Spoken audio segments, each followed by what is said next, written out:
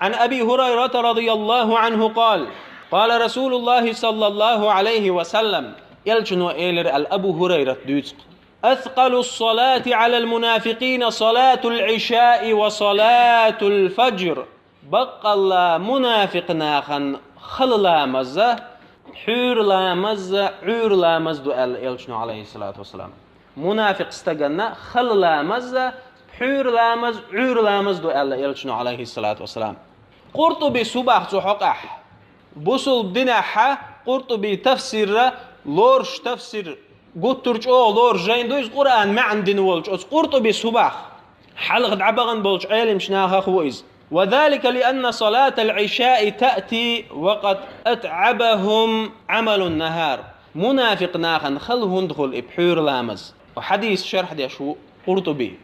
دير خلو دين وسرت بولخ بوتسار بولخ بويك أد لو أزدين أحشاش بين بولج بولخ وك أد بوشة يخ لامز يخوت تشخينا بحور لامز يخوت تشخينا ملويش لديرلويش خلخل سر إذا بوصل بستجنا ديل يولي ستوش تو ديل عازبخ بورش خلويشو شلامز دتشخينا إيش ويلخريو بوصل بستجدق جوع أما منافق استجدق جوع هو يلخريو سخر لامز دين وير واتر تيحشاء الله إلامز دينابل دعوج إيه ويلخريو منافق استج حور لامز إيش خلخل سرنا عور لامز خل سرن هند خلهون ألشي أس منافق ناخن قرطبي سدوت إز عور لامز خل هند خل سرن دير خلا إيش دعبيشين شولت نابر مرزو حقيقتشي إنابر مرزو شاش عور لامزن سمدوج إنابر مرزو أت لامزلت يختار دقي يزربحن دلوشة عور لامز خلخل سرن با بوصل بستجو أولر لوش خلويشو أتهمن